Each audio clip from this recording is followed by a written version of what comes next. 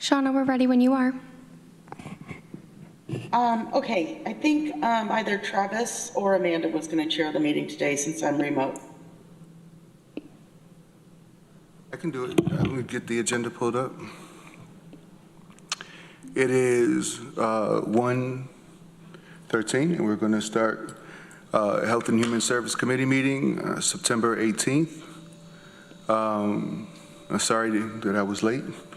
So we're calling the meeting to order. Is there any changes to the agenda? No? Do we have any public comment? No public comment. And the chair's report.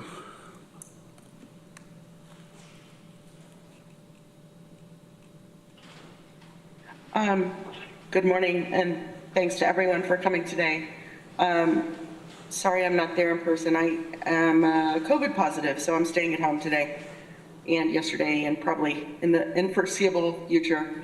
The only report that I had was for us to discuss the December Health and Human Services Committee meeting.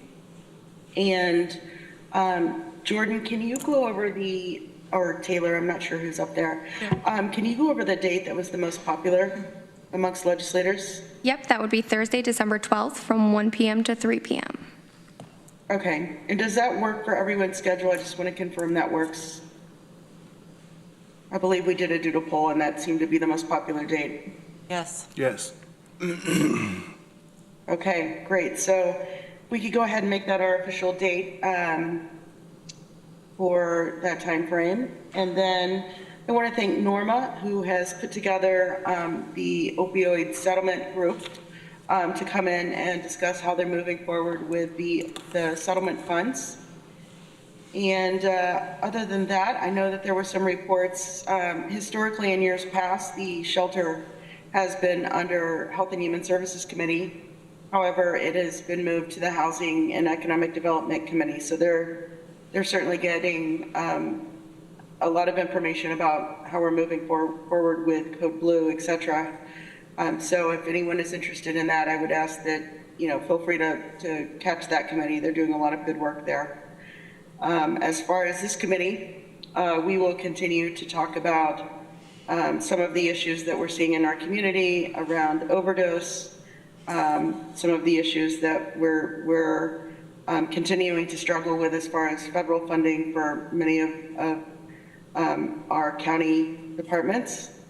And I do want to thank the people that are rolling out our opioid settlement money and just thank them for coming today. And I will pass the mic back to Travis. Thank you. Thank you, Shauna. County Administrator's report. Thank you. Yes, and so my only report today is to allow these good folks here to share some information with you about the opioid grant. We prepared, and thank you so much for everybody who's responded to. It was, it was kind of our first time through trying to pull the information together, and everybody was really great about rallying and coming back and sharing information as best they could. We have prepared a report for you. This, again, like I said, this is our first time through, so forgive us if there's a few typos here or there, but we will get better as we go. We had the Tompkins County Public Library and their shelf help at TCPL reported, and they're here in the room to speak on their program. I was just going to go quickly through the report that I'm giving you, and then these folks are here to respond to any questions you might have regarding the program. So the library has not spent their funds yet, but they are in the process of pulling that together, and they were awarded $37,500. The REACH program, REACH Community Wraparound Services for overdose, were awarded $129,000. And in the report, they've so far, as of the second quarter, had spent $17,811 in their program to provide Narcan kits. TSC BOCES, I know they're here in the room, Project Teach Fellowship, they were awarded $107,000, and their program, I think, has probably started. I'm sure they'd be happy to answer questions related to that. This is a one-year pediatric and adolescent mental health fellowship. The Finger Lakes Reuse team is here. Reuse skills training for Tompkins County residents in recovery. They were awarded $115,375. They provided details and spent just under $15,000 for that program. And the Ithaca United Soccer Club, I was not able to reach them, so they're not here, but they did provide a report. And so that's been listed here, the drug overdose education and prevention for athletes. And so far they've spent, of their $7,000 award, they've spent about almost $3,000. Cuga addiction recovery, although I was unable to to get in touch with them to come to this meeting today, but they prepared a report for the CARS expansion of OUD services and workforce capacity. They were awarded $104,233 and have so far spent $27,000 for that program. And then finally, the OAR, Opportunities, Alternatives, and Resources, are here remotely also, that team. They were awarded $163,587, and so far they've spent, as of the second quarter of this year, $9,802.75. There's there's lots of information in the packet, so if folks have questions to ask, I would invite you to do so to the folks who really know the programs. Questions? Amanda? Sure, just a question more for Norma about like the process. So the organizations haven't spent all the money yet. Is there a deadline? Is there a timeline? How does that work? Yeah, it's my understanding that this program was offered through 2026, so they have a couple of years to spend these funds. So some of these programs, like I said, they hadn't quite started yet. And then just trying to make sense of the papers. So like under financial summary, matching funds spent to date, what does that mean? Oh, yes, so those are the funds that were, and I did see that there was a typo in, for particularly the public library. So the matching funds spent today are intended to be the funds that are spent from the organization itself, and then the other funds that were listed would be those funds that have been, when the folks were filling the forms out online, there was a spreadsheet that they went in and filled out. Okay. And so they were showing how much of their organization funds and how much of the county funds are being spent. Okay, great, thanks. Randy? Yeah, I'd actually like to talk to the people that are here and ask them questions about their program a little bit on each one, and if I have one. And if we could start at the top, I think there's the library folks here. Great. You're welcome to respond any way you want. On the end? Could we invite them all up? If folks want to come and sit at the table? Yeah, let's make this grab a party. microphone. Right. Wherever you can grab a microphone. We do have reach on Zoom. Okay.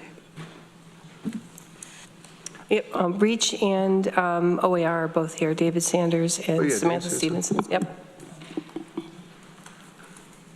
Well, I'll start with just in order they are on this report here. But thank you all for participating and coming to visit with us and getting your insight on the things you're doing. So the library, I see you're just getting started, but one of the items that I see you distributed some fentanyl strips. Do you get quite a few requests for them, or how do you distribute them? Great question. So hello, thank you for having us. Leslie Tabor, Director of the Tompkins County Public Library. Our opioid grant project manager, Sasha Raffler, who's a library assistant, and then also Carrie Barnes, the Executive Director of the TCPL Foundation, who helps us secure grants. So specifically to your question, what we have found to be most successful is allowing people access without drawing attention.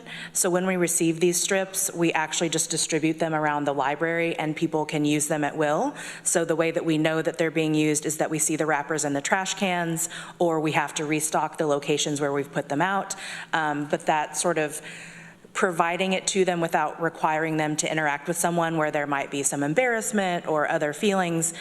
We just put them literally all over the library. We also plan to have them in the Narcan vending machine, which we will purchase with the grant funds. That leads to my second question. So I see when do you expect to have that vending machine? Do you think there's value in having it? What a great question. These are good questions. So we are librarians, so we put a lot of time into planning, for better or for worse. So to your earlier question, we intend to spend our grant funds by the end of 2025. So since securing the grant in late 2023, up until this point, it's been a lot of planning so that when we roll it out to the public and to the funders, we have a complete plan ready. So we will kick off on October 17th with a harm reduction resource fair. So lots of partners from around the county will come to the library, we'll fill up the avenue, and people can mill around and make connections. That is also the day that we intend to hard launch our Narcan vending machine. We're anticipating it before then. We'll have to get it installed, do any troubleshooting, but then the big celebration will be the 17th. We do see value in having Narcan. So just for your information, at our all-staff meetings, which are the first Wednesday of every month at 10 a.m. and 4 p.m., as part of our routine business, we do a Narcan training. So we do a mission review, a Narcan review, and an active shooter review. The library intervened at least 4 times last year and saved 4 lives. So our staff are very committed to understanding how to use this resource. We all believe really strongly in having it available. We believe strongly in destigmatization. So to have a machine at a central location downtown in the Commons, not on the Hill at Cornell, that people can come in and autonomously self-select and access that resource on their own is very important to us. We're very, very pleased through this grant to be able to provide that resource to the community. There are lots of agencies who have Narcan to provide, but again, finding a inconspicuous, autonomous way to get that to those in need. The library is the perfect match for that. So we're very, very excited about having this vending machine. I would anticipate that as time goes on, I'm guessing it will be successful. That could also expand to include other things. Free vending machines have been successful in other locations for everything from free books to Narcan to pieces of art to, things that other people feel strongly about, birth control, prophylactics. So we're not going to wade into that yet, but I think with just the Narcan alone has the potential to have a positive impact on our community. Thank you. You answered my third question. I wanted to know if it was free. So thank you. Absolutely. You have questions for any of the other organizations? That was for me, for the library anyways. Okay. If anybody else had any questions for that. Any other folks have questions for any of the other organizations, or would you all like to share just in general what's going on with your? Yeah, that works for me. Yeah. All right. Travis, I just wanted to say thank you to the library. This was something that, as we met on a biweekly basis, the opioid task force, this was something that was really important for us to have, was the vending machine. And I think the library is a really great central part of our community that a lot of people use, specifically during the winter as a place to stay warm. So I just want to say thank you for stepping up. I know that this is probably going to entail a lot, some additional work for your employees, but I think it's very, very important. So thank you. Do you want to just go in order? Because next one in our group, on our packet was REACH, so maybe Samantha? Yeah. That'd be great. Yeah. Hi, I'm Samantha Stevenson. I'm the Director of Operations at REACH Medical. We have utilized this money, of course, for the Narcan distribution in the community. And I think maybe I'll talk on the piece that wasn't mentioned, which is the wraparound services that we've been providing. These are not new services to us, but this money is being used to keep them operational. And so those services include internal case management, outreach case management, and that can be as intensive or non-intensive as the person is in need of and or willing to engage with. We provide medical care in an outreach setting, so we look at a lot of people who are unhoused that have non-healing wounds, and we address those wounds, or things like trench foot for folks that are living outside. We also have integrated behavioral health, and they're folks that are in need out in our community are able to kind of walk in at any time and see someone in person at Reach, or they can be connected through an outreach worker with a mobile device, and they can engage in a telehealth behavioral health session. We do a lot of de-escalation out in the community through our peer advocate workers that are our outreach workers. They're all trained in de-escalation. So we work with a lot of different local businesses. The library's been a wonderful partner, for example, and we kind of help folks that are in need and presenting, having higher needs around topics like substance use disorder and co-occurring behavioral health. What else does that do? We help people engage in the DFS system to try and get through if they're experiencing homelessness, to try and get temporary and or permanent housing and shelter. So we do a lot of like warm handoffs with paperwork and things like that. And we distribute Narcan in a few different ways. One is, I would say the main way is people who are in active drug use. We deliver Narcan out to them in the community every day of the week. Our outreach workers put Narcan in their backpacks and they just head out, and we have agreements with folks and we stock it for them so that if an overdose occurs, they know where to access it, and we make sure that that stock is never depleted. So lots of Narcan distribution as well. And we're an OOP site, which is an opioid overdose prevention program. That's a term through New York State certification for that OOP program. And we deliver a lot of the local Narcan trainings to businesses, to individuals, kind of whoever is asking and needing for a Narcan training. Thank you. Any questions for Samantha? Randy? Yeah, this is more of a medical question, so because I just don't know. So Narcan was administered by an injection in, I think I read that now they have through nasal ingestion, I guess you'd call it. So are they both available, or are we using one or the other, or and do they work as well? Yeah, that's a great question. They are both available, and Reach does have both. What we hand out to the community is 100% the nasal spray. There's a lot of different, they are both proven to be equally as effective. The injection has a lot more fear around it. If people have to give an injection versus administer a nasal spray, that is all like 100% of the time, that's what people are going to choose to do, and I think that's why the state has moved in this direction. So we have the injection available on site should we need it. You know, of course, our staff is all trained in administering that, but out in the community and in the community at large, it's nasal spray. Thank you. Mm-hmm. And any other questions for Reach? All right. Who is up next, Norma?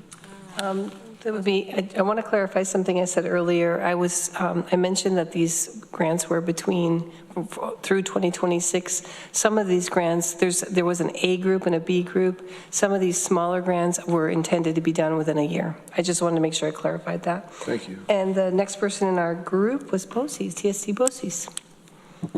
Hi, my name's Melissa Dondali. I'm a pediatrician and the medical director for the school health system at TST BOCES. I'm here with John Semeska, who is a physician assistant and the director of mental health for BOCES, and we left our colleague at home dealing with immunization compliance today, so she's in the office doing that.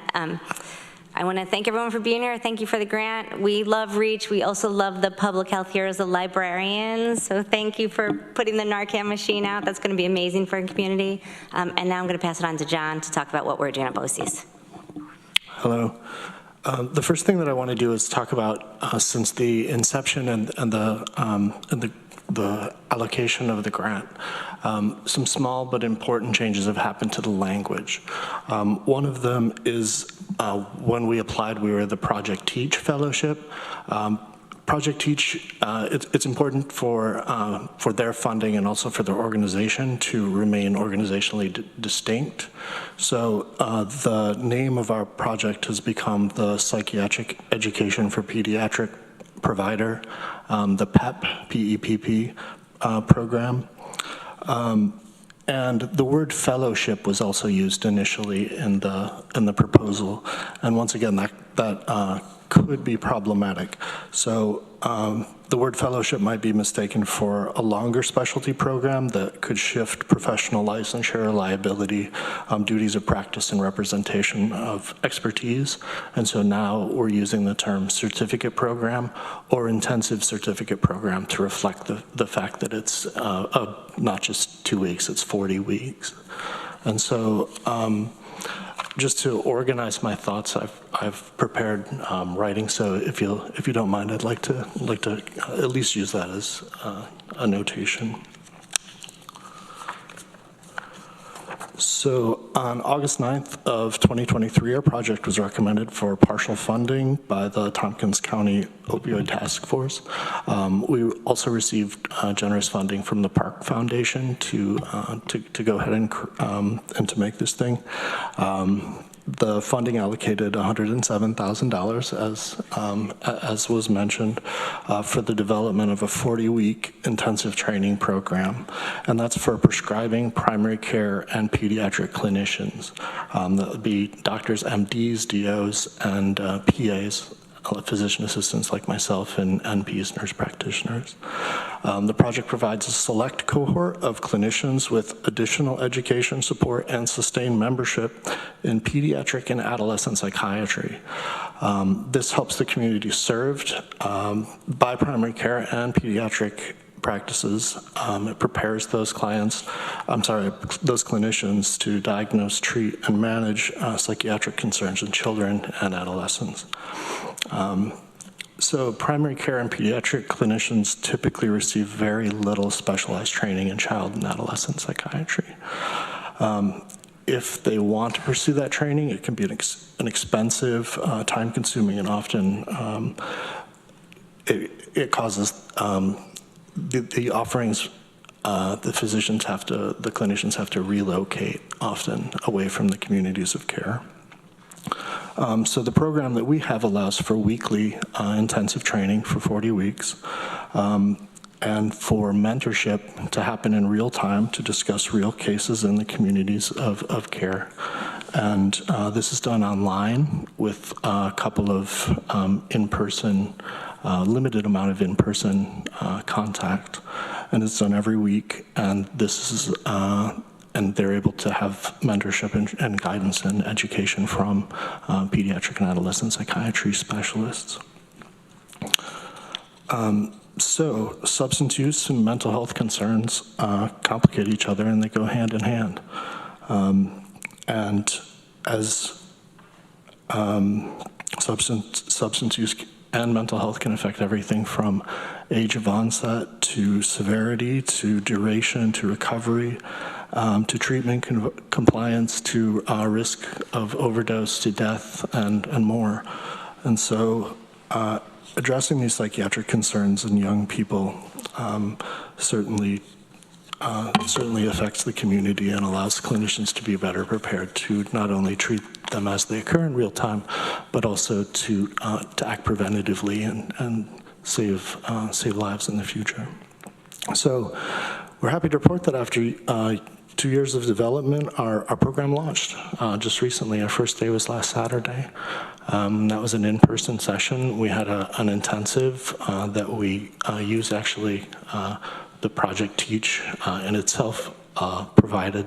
So we just went over all of a great many of the key mental health features of pediatric and adolescent psychiatry. Last Tuesday, which was yesterday, we had our first lecture series, our first case discussion, and we launched it. It's going to keep going on. We have, what are we at, the board of directors that we've instituted? Advisory board.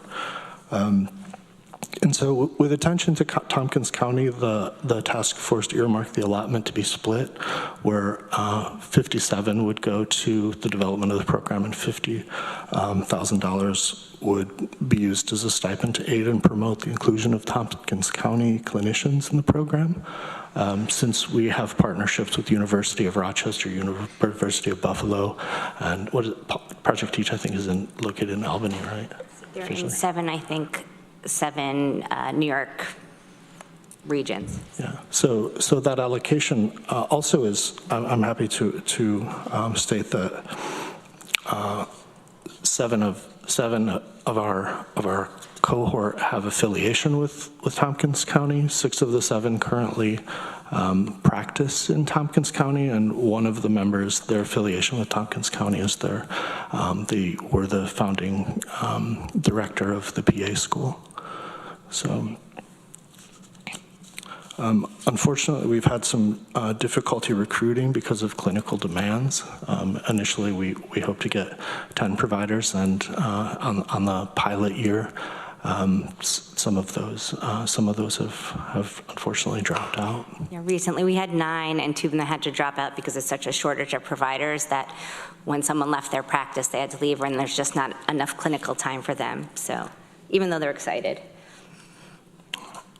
So one of the other concerns is how many of these 40 weeks are devoted to substance use and opioid use disorder, and 1/5 is the answer. So 8 of the 40 weeks are devoted to substance use and to opioid use disorder. Topics include vaping, cannabis use, and of course opioid use and just general substance use.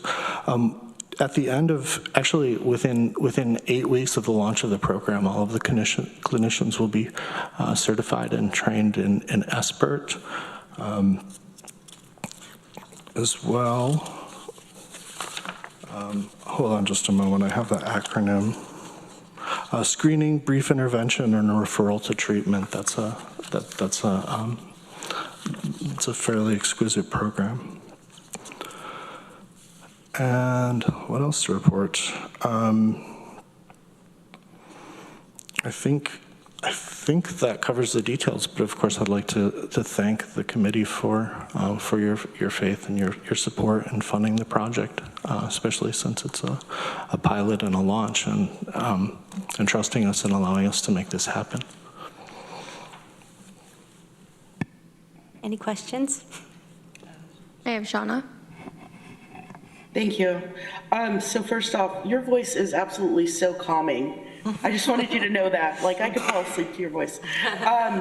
Not that I did not fall asleep during it. It's very peaceful, so thank you. You know, this was one of the only applications that really dealt with our youth. And I just want to say I really appreciate that, because I think that, you know, we look at the other agencies in our community, and it's kind of attacking the other side of SUD. And I think, you know, we talk about kids and we talk about the conversations and you know, kind of normalizing that speech and talking about, you know, different from whenever we were kids and we were kind of scared into using drugs. You know, there was the DARE program, yeah, whatever, you know, and so I'm glad that we're kind of normalizing the conversation and we're doing that part. The one thing I would ask for you both to be aware of is that our county has been awarded some vaping settlement money as well. And so, you know, that might be some additional funds that your agency might be eligible for in the future. I think someone from BOCES is part of that. And we work with Brandy Remington. I think she may be part of that, and she works closely with the kids already in the schools. So, but we're aware. Thank you, Shauna. Good. Sure, thank you. I'd just like to add thank you, and I'm looking forward to your next report. Thank you. Thank you. We are too. It's really exciting, actually, after we have some local pediatricians who have been practicing pediatrics for years, and we wanted them on partially because they know the community so well, and also because we wanted their input as we make this pilot program, and they even seem to be learning stuff, so it's been amazing. Yeah. So Finger Lakes reuse? Great. Thanks. I'll introduce myself, and I'm here with two coworkers who I'll invite to introduce themselves. I'm Diane Cohen. I'm the CEO of Finger Lakes Reuse. We really want to express a lot of gratitude to this committee in Tompkins County for supporting us. And it's really a delight to be here in this community and hear how this funding kind of iterates in different ways, and it's just a special community that we're in. So proud to be sharing the room with you all. It's been an extraordinary time at Finger Lakes Reuse, and since we opened our doors back in 2008, we quickly realized the importance of people and the workforce in the advancements of our efforts to reduce waste through reuse. And our workforce development partnerships and participants have been key in helping us manage these growing volumes of quality marketable materials that the public is bringing to us each year. Recently, I was asked by a government official, so are you a waste reduction organization or are you a workforce development organization? And we're definitely both, and really proud to be in the workforce development space and grateful that this grant recognizes that. The grant is reuse skills training for Tompkins County residents in recovery. And I just want to set the context before Abby and Suzanne talk about a little bit of the details, but Finger Lakes Reuse as an organization, we've been incredibly strained post-COVID, but actually 2 years prior to COVID, we had been experiencing such sharp increases in donation drop-offs, each vehicle that comes. It's been a lot to manage. We've been averaging a 30% increase in donation drop-offs year over year since 2018, and that was the year we suspended, for the most part, our deconstruction services program because we just didn't have the capacity to bring building materials back to our facilities, even though we were continuing to grow those.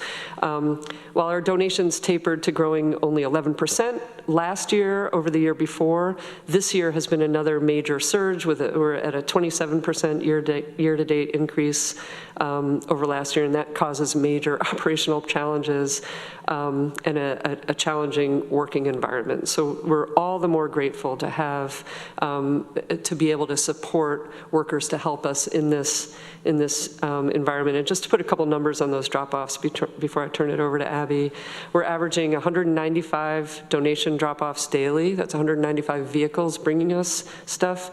This year we've received 26,600 donations at the Ithaca Reuse Center and 14,800 at the Reuse Mega Center up at Trip Harbor Marketplace. So that totals 41,500 vehicles so far that have dropped off donations this year. We're selling about 2,100 items a day. It takes a lot of people power to move all those materials and keep them in circulation. And so, again, super grateful. And I'll turn it over to two employees who I'm so grateful to be working with.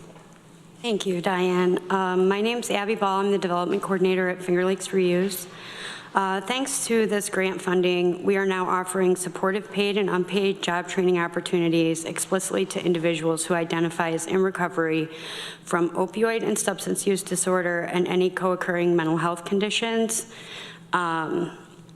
We are also using a portion of this grant funding to provide reuse supervisors with additional training to work with this population, including Narcan administration and mental health first aid.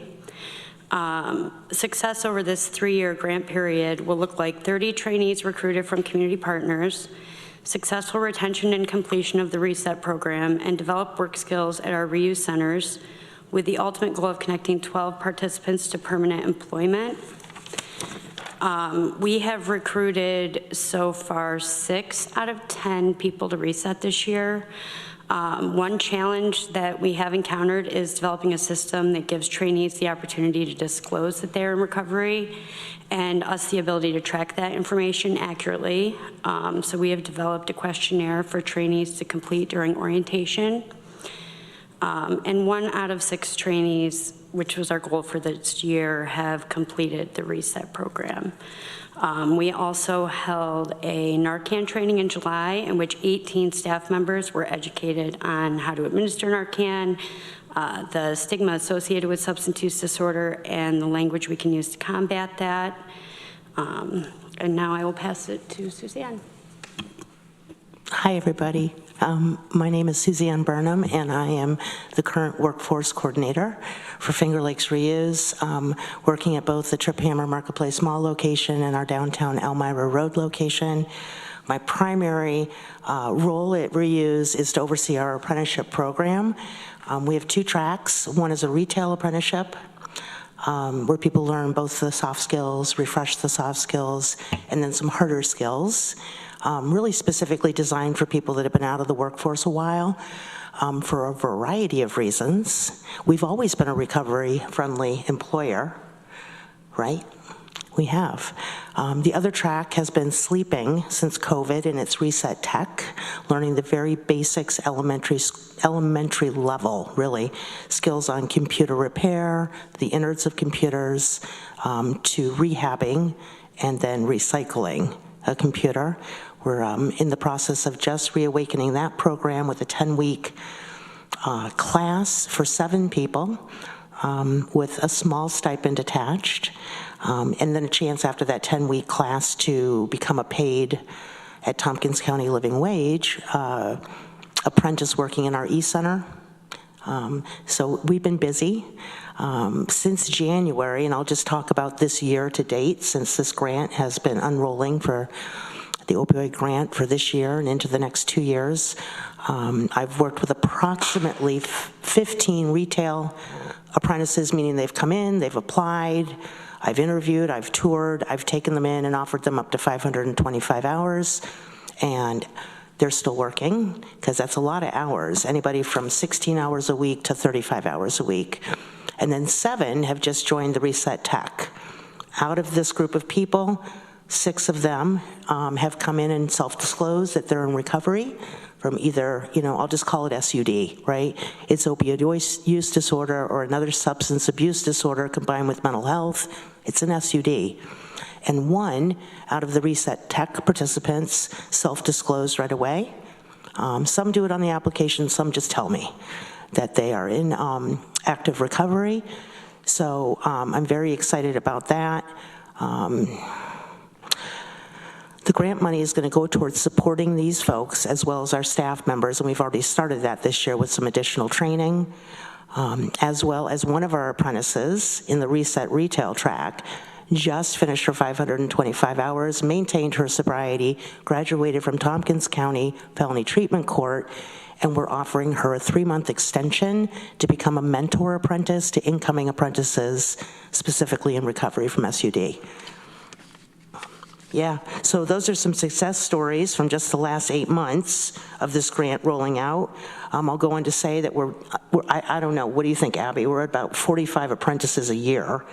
If you pull in 2023 till now, I supervise, I do scheduling, I do weekly check-ins. It's a lot of work. But we are so super privileged to be working for an organization that wants to help people and in a supportive community environment to get the training with the eventual goal of getting a job out in the community with the support of all of these community partners such as REACH, OAR, the Tompkins County Treatment Court System, because it's large. Of course, OAR and CIU, I see Dave Sanders in the room, TCA, and we all have referrals going back and forth between these agencies and us. So I think that's about it for me, really, unless there's any questions. Questions? Ready? I see in your report that you have collected demographic data. Is that something that's current, or how often do you collect it and report? So you can, on our website, there's the application form for our job training program. And there's a question at the very end that's optional about whether or not you are involved with substance use disorder. So I'm not sure if that's the demographic you're asking about or more broadly, but we have funding from the IURA for our job training program that requires a certain type of economic data that we have to collect. So that's part, I think we collect that not in the application, but in the actual orientation when they're bringing people on. What we found for this grant, and I'm not sure exactly when we implemented it, but because it's optional on the original application to answer that question, we now have what we call a recovery questionnaire that's part of the orientation that talks about that we have this opioid settlement fund and that we need the information. And there's two questions. Do you identify as a person in recovery from substance use disorder? And the second one is, do you identify as a person in recovery from opioid use disorder? And there's a yes, no, or I prefer not to say, just so that we have a clear, once they're engaged, statement from them so that we know whether or not we can report. And when did we implement that? Or you want to add something, Abby? The recovery questionnaire was implemented September 9th, so it's fairly new. Oh, with a Reset Tech, which we just started. That cohort just started last week. Yep. And the demographic data that you're speaking about was at the end of Q2, the people that had self-identified up till that point. Okay. Thank you. Can I just make a plug that it's been my experience that during an interview, as well as during the orientation phase, those that are in recovery are excited about their recovery, and they share. That's been my experience. One last question. What other organizations, or are there any other organizations that are hiring people who are coming out of substance use disorder? Any organization out there, because the SUD does not make up the person. Okay. Yeah. I'm just curious, maybe I didn't ask the question correctly. My question is, who else is employing people who are been struggling like this and who are coming out of substance use? Is there anybody else employing those people? Well, in my experience, and I also have some experience working with Dave Sanders at OAR, and I've known Travis for a while, it's my experience that any employer is going to hire somebody who's in recovery because you're not normally going to know that. Now, if you're actively using, that's a different story. Okay. But if you're in recovery from a substance use disorder, it just becomes a part of your makeup, but not a negative one. I guess my question is, who else is training people? Great question. We've provided permanent opportunities for people who have disclosed, and Cayuga Health Systems just hired 2 people that started as trainees in our Reset Tech program. They were not in recovery to my knowledge, but they worked with us. They went through the training program. One became our IT person. Another one led our e-center computer refurbishing services. They both worked with us for several years and really were pleased to see that they got picked up by Cayuga Health Systems and are in IT careers now. So we're hoping that Finger Lakes Reuse and reuse in general can be recognized as a bridge program to technology, construction, trades, or enterprise ownership, by building skills within our place. And we did the Alcohol and Drug Council. Is that what they were called? They recognized us as Recovery-Friendly Employer of the Year a couple of years ago. So we were really proud of that. Thank you. Randy, I don't know if the question could be answered the way you are looking for it to be answered. There's a lot of different agencies and organizations that do job readiness programs. It's not a question that you may ask, but I think that there are agencies that people know are more community friendly, have more support for folks that struggle, like HETP, for example. Okay. So people will say, here's a program, here's a job readiness program, here's a job training program, or these are employers that will give you a fair shot, right, and not judge you for anything that's happened in the past, whether you're a returning citizen, whether you have had such. So, but I don't think people, say, hey, look, this organization or these organizations only do this work. But I do think there's some that people tend to steer people to because of the work that they do, the way that they treat folks, the opportunities they give people.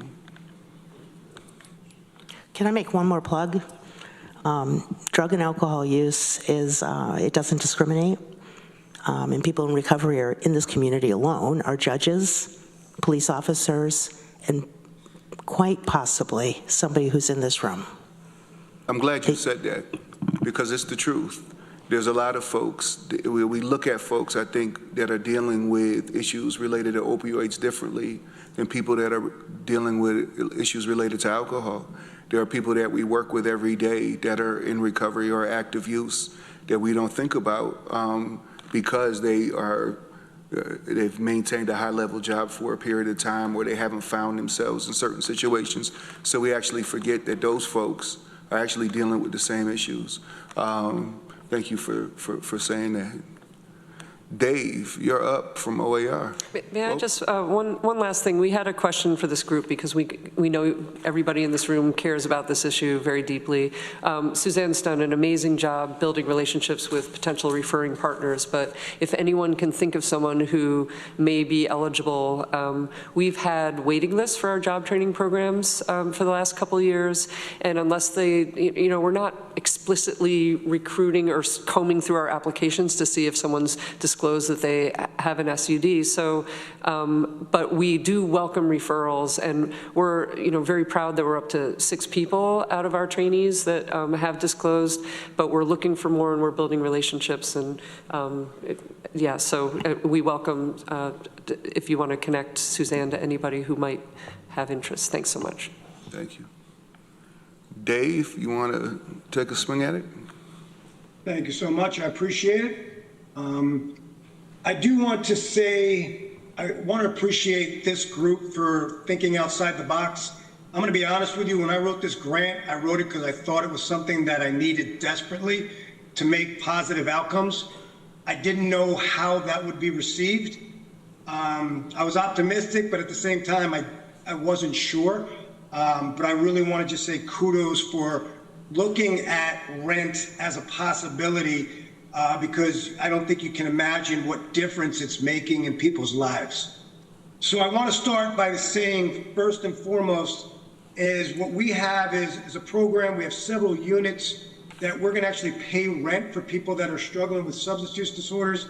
And we're using that as a method to hopefully give them some time to think about what they want to do and how they might want to improve their lives. So we have a contract, and if someone's involved in the program, they come in, they meet with me, we have our housing coordinator, and we have a contract where they develop, it's actually called the opiate settlement component, and they're going to develop their own care plan. And so the only caveat is I'd like them to come up with at least 5 different things that they want to do over the next 3 months to improve, better themselves in some manner. And so it's basically their choice. And I'm going to give you a couple examples. So we do different supports. So someone might say, okay, I finally have a place to stay. I'm feeling pretty good. I'm going to go seek DSS eligible benefits. I'm going to go get a health assessment. I haven't seen a primary care provider in 4 years. So I want to get some professional recommendations. I'm going to go apply for SSI or SSD. I'm going to, because now I have stable housing, I'm going to make sure I have regular tenants at parole or probation. I might make sure I have regular tenants at CARS. I'm going to meet with ACBC peer every 2 weeks. I'm going to do NA. I'm going to go to Reach Medical. So these are some of the things that they're doing, and then long-term strategies are employment. We're working with Reuse. They're phenomenal. And so employment opportunities, because once you take up a time of your life by having some full-time job, gaining some self-esteem, having some people around you that are supportive, it makes all the difference. So that's the first component. And when you come in and say, look, your rent's okay now for the next 3 months, you're accountable to this care plan. And we're going to meet with you in 3 months to go over it, to find out what you achieved, how you want to change, how things are going. And when you see their face, it was actually amazing. Because again, in my opinion, I think this was the first time we've done something like this. And so the feedback was quite impressive. I'm going to tell you a little bit about what's going well and some of the things that we're struggling with. So even though this program is relatively new, we did have a housing component that we used. So we have 13 clients that we've been involved with already. Of the 13, 100% have been linked to programs. It's Tompkins County. We are rich with resources. That's not a surprise. 77% of our people are employed. And when I'm saying employed full-time. Now, to put that in context, we did a survey in 2022 of 90 OER clients. And of the 90 people we surveyed, 7% had a full-time job. And that's because there are many barriers to employment, not only substance use, criminal record, there's lots of other issues. Sometimes you're involved with treatment court, probation, parole, community supervision. That's your job. You might get a part-time job, but a full-time job becomes rare. So 77% of our people have full-time employment. 38% are receiving mental health supports. 92% substance use supports. And 31% of our people felt comfortable enough to go to a certified SU treatment program because they knew when they came back, they would have stable housing. They wouldn't have to go to the shelter system. They wouldn't have to be homeless. They went away. They tried to deal with some of the issues that they were dealing with, and they knew they had a room when they came back. And we've had 5 people in this short amount of time that went to rehab knowing that they had a safe place to go to when they came back. The hard thing that we've been dealing with so far is I'm trying to find a secondary housing component. I've been turned down 5 times. I've been very honest with what we're doing and who's going to be staying there. We were looking in Freeville, we were looking in Dryden. I'm in negotiations. We've got 3 contracts that I'm going back and forth with an Airbnb in Enfield. I'm optimistic that this will come to fruition. It's all fully furnished, so we'll see where that goes. I would never have thought we would be working with an Airbnb. That seems to be where we're going. I think 2 issues. When I wrote the grant, $1,200 was a lot for rent. Now it seems to be the low end. So that was one of the things that kind of pushed us outside of Ithaca and into the surrounding areas. But as I said, I found someone, and the person that owns the Airbnb is an advocate that wants to help people. So I believe that's the reason this one's working, because I have the right person that wants to do the right thing. I have data, I have demographics, I have race, I have gender. I know how people are doing, so ask away rather than me continue to talk, and I'll share whatever I can with you. Questions for Dave? Shauna? Dave, you might want to reach out to Meryl from the Village at Ithaca. There might be some housing available there. I appreciate that. Anyone else? No, do we have any other presenters? We do not. I just wanted to add, though, that in the grant application, there was not a requirement for demographics. But I will tell you that the folks that are here are rallying and pulling that data together while they couldn't get it all together for this particular meeting.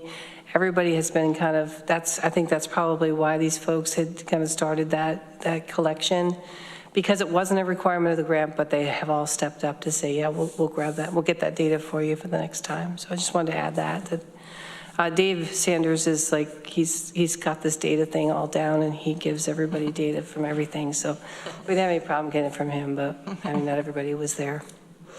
I definitely want to thank all the organizations that put applications in. This is a heavy lift, and there's so many different, the approach to this has to be creative, and we have to do so many different things. There's no 1 or 2 things that we can do to help the community. It's 20, 30, 40 different things. And you can see from the breadth of the applicants and the organizations that there's different things happening in different parts of the community. And one thing that I didn't expect to hear that I think is really cool, and I think we need to acknowledge it, is how much you all work together. You know, often in this work, people work in these silos, and you can't do as much for as many people when you do that, when you work that way. So you heard Dave and Samantha talking about getting folks over to DSS and doing handoffs. You heard Dave talk about working with reuse, and Samantha in the library, and so on and so forth. And I think that's absolutely amazing, because we have to work together. We have to actually be a community in this work. So I wish it was more money. I hope we can find more funds to keep this work going and find more solutions. But thank you for doing your part, and thanks for giving us some time today and sharing with us in the wonderful work that you've been doing. I can't say it as eloquently as that, but yeah, thank you all so much. And it's really great to hear how it's going, but also just appreciating the good work that you do. So thank you. Right. Thank you.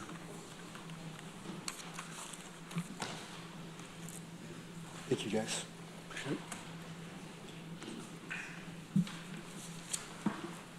Is that it from the administrator's report? It is. All right. Yes. Well, we have a few resolutions from Whole Health. Frank, you with us? I am. All right, Frank, we have authorization to accept grant, execute contract to support socialization and skill building for clients of the Personalized Recovery Orientated Services PROS program. Whole Health ID 12733. Amanda moves it. Randy seconds it. I thought you had a question, I forgot. Frank, you want to talk about this a little bit? Sure. It's just a small grant that our PROS program has received to help support some of the clients that they're serving. So we need to do the mechanisms to get it on the books. All right. Any questions for Frank? No. I guess it's time to put it to a vote. We have to do a roll call because we have. All right. You want me to call them out? All right. Susan? Yes. Yes? Randy? Yes. Yes. Amanda? Yes. And I'm a yes. And the second one from Whole Health, authorization to execute contract for withdrawal and stabilization services, Whole Health, ID 12744. Do I have a mover? Amanda moves. Randy seconds. Frank, you want to talk about it? Yeah, so this one's a bit bigger deal. This is the RFP to take over the detox and stabilization program and facilities at the Trip Hammer Road location that was formerly being run by the Alcohol and Drug Council. So we have successfully navigated through that process. There was only one applicant, Cuyahoga Health Systems, but we did go through a review, had a review committee look at their application, and they felt it was sufficient, and we're moving it forward. By way of information, this is also going through a parallel approval process by Oasis because they have to sign off on the selected vendor as well. But we are hopeful if the legislature approves this, that we will begin contracting conversations in early October with CHS for taking over the detox and stabilization efforts at Trip Hammer Road. Questions for Frank? Shauna? And then Randy? So Frank, is this going to be both a detox center as well as stabilization? And what is the licensure? Is it going to be OMH or Oasis or? Yeah, so I was going to follow up with an update, but it's a great question, Shauna. This is for the detox stabilization that was initially proposed to be there by Alcohol and Drug Council. So this is just the Oasis license to be able to do those things. Cuyahoga Health Systems has been approved by the state, both OMH and Oasis, to apply for a license for a intensive crisis stabilization program, which is a dually licensed program that would allow them to do both mental health and substance use disorders. And we are in the process of trying to get Oasis approval to use the building at Trip Hammer as the site location for that. So this RFP is simply for Oasis services that were originally planned for that facility, but we are in the works of trying to get all of the approvals in place to be able to do the intensive crisis stabilization and detox in the same facility at Trip Hammer Road. Great. Thank you. Randy? Yes, thank you, Frank. So in this award, the building and the loans and all the cost of owning a building and running it is all going to be transferred in this process? Is that how it works? Yeah, so there's two components to it. There's $600,000 of annual operating costs from Oasis that are part of the RFP, and then there is the use of the building, which was funded by Oasis and the New York State Department of Health.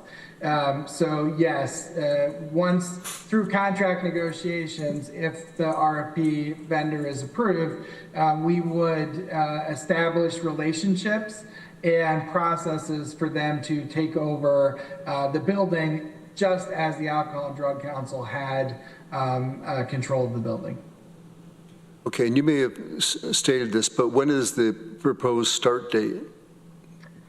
So it's going to take a little bit, right? Because they have to stand this up from essentially zero, right? The building is there, but there's no infrastructure in place.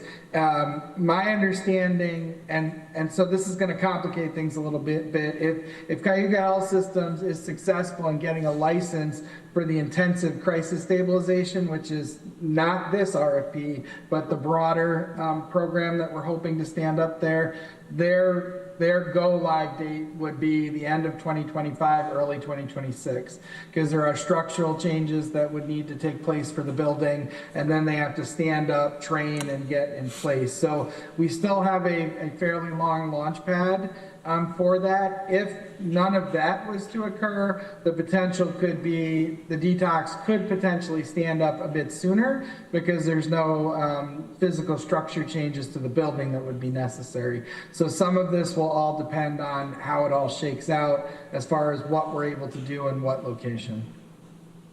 Thank you. Other questions for Frank? I guess we are ready. Oh, Shauna, was that your hand? Sorry, I had one other question.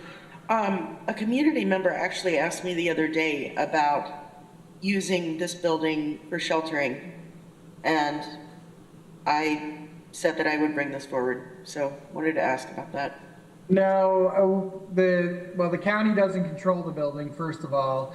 And part of the challenge with why we have not been given the go-ahead to put intensive crisis stabilization in there is the building was bonded under Oasis for particular use. And so legally changing the use of the facility is challenging. What we're hopeful for is that the intensive crisis stabilization falls legally under the same parameters that the bonding that was used would allow for. So those are some of the legal mechanisms that we have to jump through, but it would not allow the building to be used for any other use. Okay, thank you. Thank you. Mr. Sigler. Hey, Frank, I'm just wondering about the money that we've dedicated toward the, is that in jeopardy now? I mean, what's our situation, do you think, with in relation to that? So I'm working hard to get it all put together for you guys by the end of the month. But so the first step was getting the RFP done, which we're doing now. The second step was getting the state to allow CHS to apply for that intensive crisis stabilization, which we've now gotten. Kind of the last piece of that is the authorization to use the building at Trip Hammer. What CHS needs to know is, are they going to make the structural changes at that building, or are they going to do it at their plan B, which would be the mall?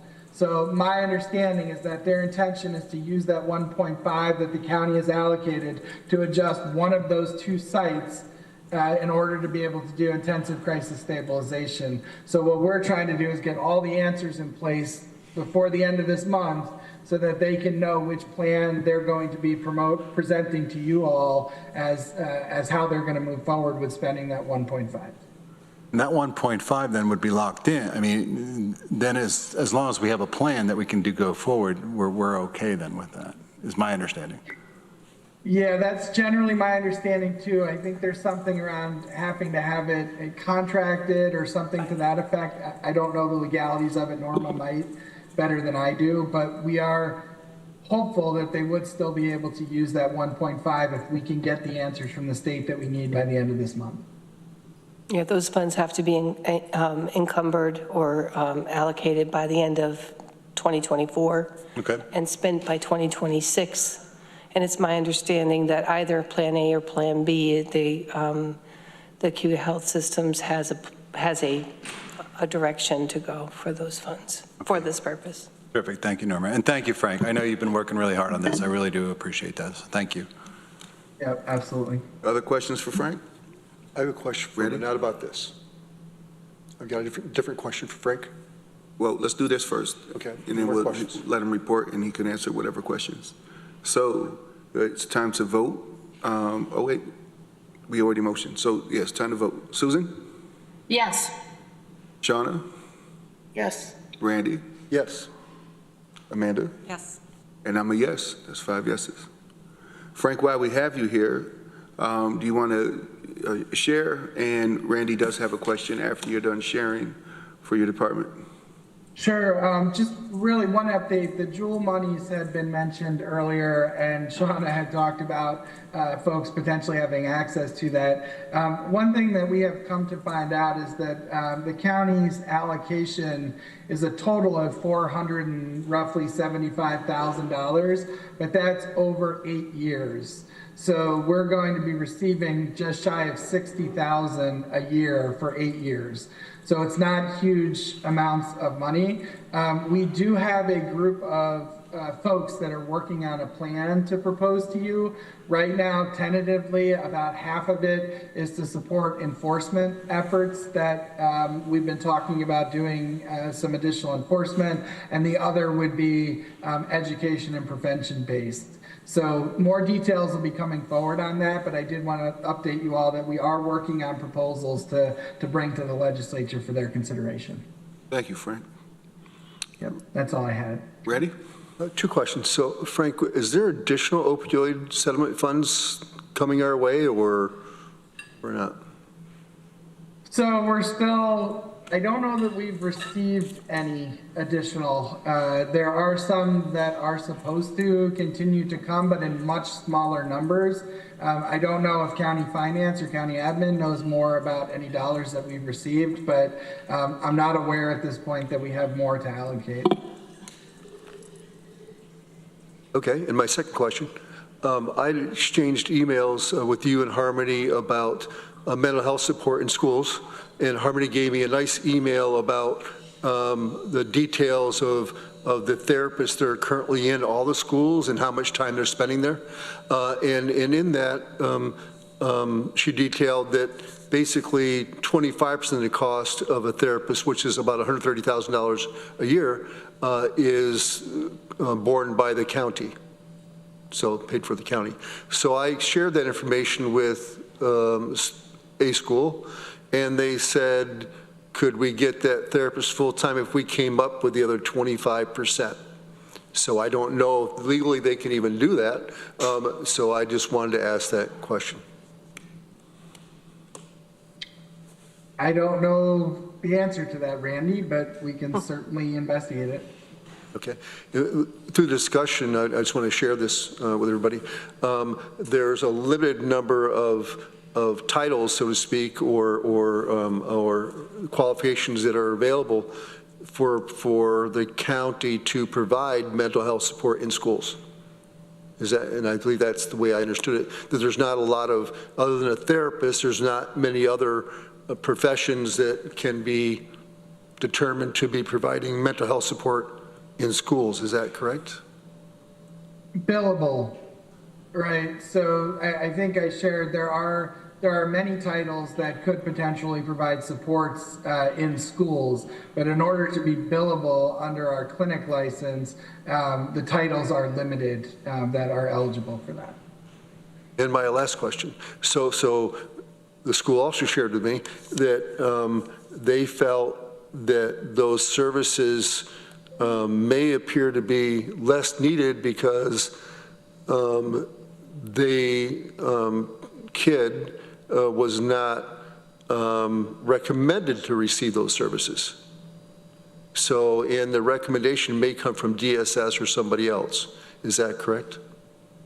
It has to come from, so somebody has to refer them?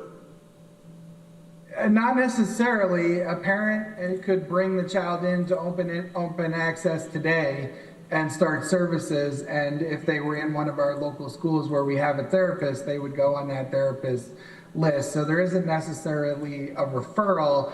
I think maybe what's being referred to is the schools might identify children that need, but understand that we don't have enough capacity to see the kids that we're currently seeing now, so they might not push them to us, right, or give us that information. That is certainly a reality. We've definitely faced that throughout. But as far as accessing our services, anyone could come to open access at any point and bring their child in and enter into services with us. Great, thank you. Shauna. Yeah, I think some of the feedback that I've received is in regards to the therapists coming into the schools is that the sessions are around 30 minutes, and that seems really, really short for a lot of students. And typically, kids are just starting to open up around the 15, 20-minute mark, and then they only have 10 minutes left. Is there any conversation about lengthening that to a 45 or 55-minute session so that kids can actually make some headway? I'd have to go back and talk to the team, Sean. I don't really know the full details around that, except to say that we are doing this during the school day. And so, we also don't want to disrupt or interrupt the child's learning in the classroom more than is necessary too. So it is definitely a balance that has to be achieved. But I'll go back and ask the question about the 30 versus 45 minutes. That'd be great. Also, I don't know how many people are from ICSD, but there were some budget cuts, and unfortunately, despite our kids needing more and more mental health services in our schools, ICSD, Ithaca High School, did cut 1.5 guidance counselors. So that was due to the budget not being passed, the first one. So just wanted to give everyone the heads up on that. Yeah, and I would just also share that to be really clear, that our therapists that are going into the schools are going there as a satellite office of our clinic.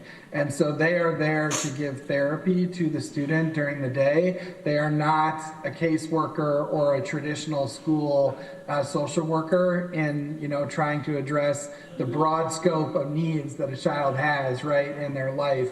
So, we're bringing one piece of it, the schools bring a piece of it, and, there is a distinction in kind of what that looks like in the service that we're able to provide. All right, is that it for Frank? We are going to move on to the Youth Services Department. We have a resolution. Kate, you there? Yes, I am here. Good afternoon, everybody. Good afternoon. I believe this is just to approve. We received the template from the county clerks. They've requested that all the advisory boards sort of morph their current bylaws into that template to standardize them across the different advisory boards that there were. And so we have done that, and we are just putting it for your guys' approval here. All right, Kate, we're going to back up just a little bit. We have a resolution from the Youth Service Department, approval of amended bylaws, Tompkins County Youth Services Board, ID 12696. Amanda moves, Randy seconds. Kate, would you like to share what this is about? Sorry, I got a little excited. It's all right, Kate. So back in the spring, we got a request from the clerks that all the advisory boards in the county were updating their bylaws, and they requested that we put things into a certain template so that there would be standardization across the different advisory boards. And so we have put our old bylaws into the new template. They were approved at our Youth Services Board last month, and now we're bringing them to you for your approval. All right, Amanda. Yeah, thanks so much for getting this done. I just had one question. Randy, are you the legislator, and are you a voting member, or? Yes. Okay. I've been voting. So under the Article 3 membership, unless I'm missing it, it doesn't note that there would be a legislator. So he is not a voting, he's a liaison, but he is actually not a voting member. He is not a voting member, okay. Yeah, not a voting member. So I think it would be useful, some of the other bylaws that have come through have noted that there's a legislative liaison and specifically saying that they're not voting. I feel like we've looked at a couple bylaws in GO lately, and just so it's clear, I don't know. There's also weird noise going on right now. I think that's Kate. Oh, maybe. Oh, there we go. Okay. So is that okay to do, Katrina? You just want to add a note that there's a legislative seat and it's not voting yet. We can go ahead and do that. Yeah. Or it goes to the legislature. If that's okay with everybody. Okay. Great. Is there any other questions for Kate? No? All right, we are ready to vote. Let's start with Susan. Yes. Shauna? Yes. Randy? Yes. Amanda? Yes. And I'm a yes. That's 5 yeses, and that passes. Kate, while you're here, would you like to share? Yes, is that better for the noise? Yeah, that's good. Okay, all right, I'm sorry about that, my computer acts up sometimes. There was a couple things I did want to report. This past year, we did receive some new state aid. It was around education sports funding that involved recreation, getting the kids outside and moving and helping them build life skills. It was about $30,000. I just wanted to let you guys know that we spent that money helping our municipal youth service system. They were able to purchase some activities, snowshoeing, geocaching, cross-country dancing, and yoga. So there was we bought packages, and those were able to travel to each of the municipalities, and those youth who participated in those programs had access to those, and were able to enjoy some things that they typically don't get access to. So there's one thing we did with the money. The other thing was we worked with the YMCA, and we purchased 3 trikes that are specifically set up for youth with disabilities so that they could ride those. We also funded some pop-up summer programs in local parks. They would take activity boxes to local parks. Kids would come, they would work with them, and then those youth would be able to take those activities home. So that was really popular. We also, and that money was tied to online gambling that comes through, so that's what that is for. And then we also received some youth team sports funding, and this was specifically around competition. So we did 3 things with that money. It was about $40,000. We were able to fund Summer and Winter Olympics for the Culinary Cooperative Extension's Rural Youth Service Program. They had the Summer Olympics back in July when the actual Olympics were going on. Each municipality brought a group of kids, and we set up teams so they intermingled, so they had a chance to meet kids from other parts of the county, build relationships, and they were able to compete in some different things up at Myers Park. And there will be a similar event that they're going to be doing in the winter with that. We also funded some of that to GIAC. They used some of that money to help their track team and provide opportunities for youth to compete in field track and field events. And then last thing we did was we funded the Dryden Big Cats Lacrosse Club. We were able to provide some funding and some equipment that is really a barrier for some youth to be able to participate in that. So then those funds will be coming out again, and we'll be RFPing them and putting them out into the community. So wanted to just kind of give you an update on that.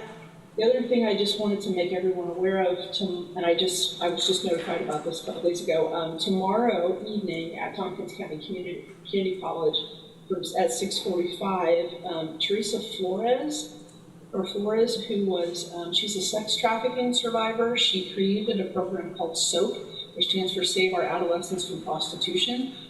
Her story is that one of the only places that she was left alone during that very unfortunate time in her life was in the restroom of hotels. And so if you think about the little bars of soap that you get in hotels, she has created a nonprofit that takes those soap and puts a phone number on the back of them and puts them in local hotels and motels so that a youth who is being trafficked might be able to pick that up and put it in their pocket. Our local Catholic Charities purchased about 5,000 of these soaps in the last year. Our CSEC critical team was part of helping put those soap stamps on those, and we did some education with the Advocacy Center. And we actually took some of those soaps and went out to regional motels and made sure that we were doing some education about this really important topic and putting those soaps in their hotel rooms. So the lady who founded this will be speaking tomorrow night at Tompkins County PC3 at 6:45, and I'm going to be there. I'm excited to hear about that, and I think it's a good thing for our community to know that. And then upcoming October 5th, the Mental Suicide Prevention is doing a Youth Mental Health and Wellness Day.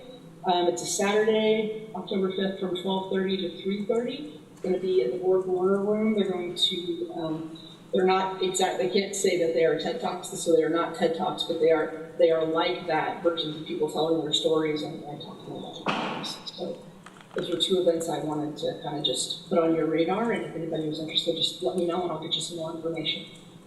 Thank you. And anybody have any questions for Kate? No, thank you, Kate. Okay. We are going to move on to other departments. Let's start with Cindy Wilcox from Human Service Coalition.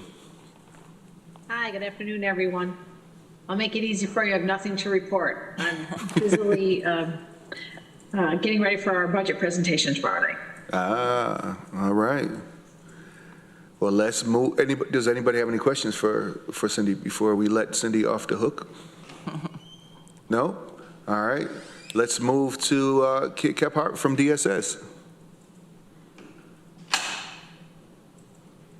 Hi, everybody. I don't have a lot. I think everybody's familiar with all the efforts that we're putting in related to coming up with our winter shelter plan. So we're busy with that. We also we are in the process still of finishing the county plan, which, as people are aware, we're required to develop that every 5 years. We're actually at the 6-year mark this time because there was a delay. OCFS pushed that back during the pandemic, and so last year we provided an amendment, but this year is a full five-year county plan. The county plan really looks at what kind of services are provided related to children, youth, families, and how do all of those services get integrated. So it involves our department as social services, as well as youth services, adult protective services, child care, probation. So it really looks at all of those. We held a public hearing about a week ago, and now are moving on to the completion part of that. So we've been busy. Lots is going on, and we are moving into fall heap season. We'll start soon, but we don't have exact dates. And still waiting on our Code Blue allocation for shelter, but we're working on plans for that right now. So that's where we're at as a department. Thanks. Thank you, Kit. Does anybody have any questions for Kit? No? All right. Thank you for stopping by, Kit. Let's go with Dr. Clark from Human Rights. Hey, good afternoon. Just got a couple of things to share. Last week, I moderated a panel related to the showing of a documentary called Divisible, which addressed the history and continuing impact of redlining. This documentary highlighted as an example redlining historically and currently Omaha, Nebraska. And so Divisible was shown last Thursday evening in Cinemapolis, and the panelists who helped to interpret what people saw included Eldred Harris, former Ithaca City School Board member, Dr. Terrell Stewart Harris, who's a lecturer in management at communications at Cornell, and Lizzie Barrett, who's a filmmaker of Divisible. Her family lives in Lansing. She currently lives in DC, but went to high school in Lansing. His family was still there. It was really outstanding documentary, and I would highly recommend it to you to watch to understand the history and the realities of redlining. On this past Monday, OHR hosted a program which analyzed the immigration system in the context of current U.S. immigration policy. It was held at the Board Warner Room of the library. And our speakers were Crystal Osmond, who is a partner with Miller Mayer, and Jacqueline Kelly Whitmer, who's clinical professor of law at Cornell Law School. The program will be available for viewing on YouTube not long from now. And it is the second of 3 programs OHR has to address racism, migration, and disposition. So Cornell Just Futures engagement grant. This grant also has helped, or led, I should say, to the development of a documentary on immigration, which places the voices and experiences of immigrants at the center of the public discussion. The documentary is called Are We There Yet? It's been produced by Thomas Hubble for photography and video. I imagine you may be familiar with his work. We are happy to announce the premiere of this film will take place on Thursday, October 17th at 6:30 p.m. at Cinemapolis. OHR will be sending out notices soon to publicize this event. And that's my report. Thank you. Any questions for Dr. Clark? All right, last but certainly not least, Veterans Affairs, J.R. Claiborne. Hi. Good afternoon, everyone. Can you hear me? Yes, sir. All right, good news. Well, hey, thank you. This has been a busy time for us this past 2 months, actually. So I'll run down a quick list of events we had. In late August, the 23rd, I did outreach at the Cornell Veterans Resources Fair.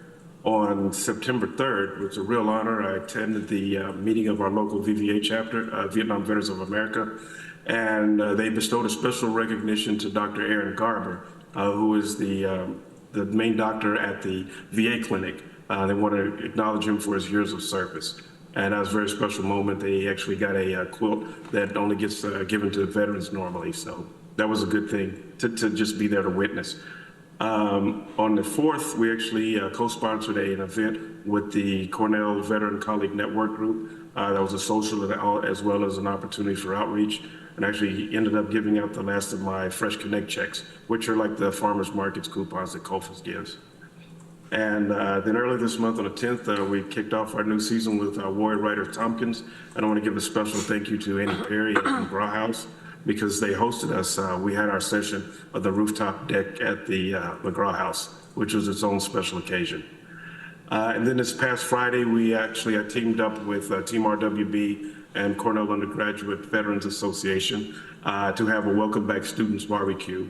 We did out at Cass Park, and we had students from Cornell as well as IC attended. A few things coming up this Friday. Would like to make sure you all know that you're invited at 7 o'clock to the POWMIA Watchfire, which is out at Myers Point. That starts at 7 o'clock. That's always a special event, and for anyone that has either worn, tattered, soiled, faded U.S. American flags or even POW/MIA flags, that you can bring those out and for official retirement with the Watchfire. They'll be placed onto the fire, and that's their official retirement and the proper way to dispose of them. Also, if you have any that you'd like to get taken care of before that, I do have a flag disposal bin outside of my door, outside of my office, so you can also put it there. Saturday, we will be tabling at a new event happening in town. This will be GX's first Soul Fest. And so that starts at 11. We'll be there, not all day, but it's a good chunk of the day to do some outreach. I've also got a couple other veterans organizations that we're going to form a veteran services corner there at the Soul Fest. The end of the month is Friday the 27th. We'll be having our Tompkins County Veterans Women's Group, and that'll be here at 3:30 at our new place in the Human Services Annex. And then just lastly, as a heads up to you, mid-October, the second week of October, I'll be away at a training in Albany. And lastly, I just want to say thank you. I gave a heads up to this last meeting, but I want to give a thank you to facilities, ITS, finance, and admin. We've moved into our new space, which is at the back part of the Human Services Annex used to be occupied by the Sustainability Center, but anyone who's been in there to come in now, you would see a totally different space. It's pretty amazing to see something go from what we designed on paper and negotiated back and forth with to the actual physical walls and spaces that they've done. We got moved within a week and did so without shutting down, but that was pretty much is our own version of dump and run. We pulled everything out of COVID spaces and dumped it in here and kind of moved things around as we can, but we still had to keep moving because people are still calling, coming in, and there are other administrative things that are needed. But I just want to say thank you to that. I think we did have some leftover things, but COFA staff, they have somebody who's been industrious, and they've removed some of the things that facilities had installed. I was letting the pros do that, but COFA staff, they've taken care of that. So I think we're totally out of COFA spaces, and I know they'll be happy because they've got growing pains and they've got plans for what was my former office. But I just want to say thank you to everybody involved with that because that was important. And if I had to do it again, one thing I learned is it is good to actually close for a day if you can, because we try to do this without closing and, either catching up with messages, trying to answer the door and let people know, hey, we'll take an appointment. It's been an adventure, but all of this is being able to provide better services for our veterans. So it's really proud to be here, being part of this next chapter in the evolution of this department. I mean, going from something that started with just me getting a key to open a door to being able to now open the key to our own spaces is pretty impressive. And there's a big thank you that goes to a lot of people for that. Awesome. Is there any questions for JR? No? All right. Thank you, JR, for sharing with us. Do we have any appointments? Thank you, everyone. There's one ID 74. Where do I find it? Here we go. Health and Human Service Committee, Office for the Aging Advisory Committee. Carol Mallison, at-large member, term expires December 31st, 2026. Lori Holberg, at-large member, term expires December 31st, 2026. Do I have a mover? Amanda, Randy. Let's vote. Any discussion? All right, let's vote. Susan? Yes. Shauna? Yes. Randy? Yes. And Amanda? Yes. I'm a yes, that's 5, that passes. Minutes approval from the August 26, 2024 meeting. Amanda, Randy seconds. Vote. Susan? Yes. Shauna? Yes. Randy? Yes. Amanda? Yes. I vote yes, that passes. Are there any comments from the committee members? I see Lisa Monroe is online as well. Oh. That's okay. You can forget me, Travis. That's fine. Lisa, I am so sorry. This whole time I'm looking at Lisa's iPhone and I'm thinking Lisa Holmes. It was Lisa Holmes too. Oh, it's forever the problem. We always get confused with each other, but that's totally okay. I'm in the car traveling back from a conference, so I don't have a report, so it's all good. All right, I won't let that happen again. No problem. Thank you. Any comments from the committee members? No? Do we do a motion to adjourn? No, you can just say we're adjourned. I didn't. Oh, wait. Go ahead. Okay. I just didn't know if, I was going to respond to your question about the opioid money. Yes, the money is still coming in small amounts, and I thought we would probably pull that together and report to the committee later on. There's just not enough to really make it worth pulling the committee back together. And one other thing I wanted to clarify when I said about the Plan A, Plan B for the community health services, that is still going through the Community Recovery Fund committee. And while they do have a Plan A, Plan B, we have not seen that full plan yet. So it made it sound as if that was a done deal. It's not yet. We still have some work to do. Okay. All right. Thank you. Thanks for that, Todd. All right. We are now officially adjourned. Travis? You are welcome. Thank you. Thank you, Travis. Thank you. And we'll be back.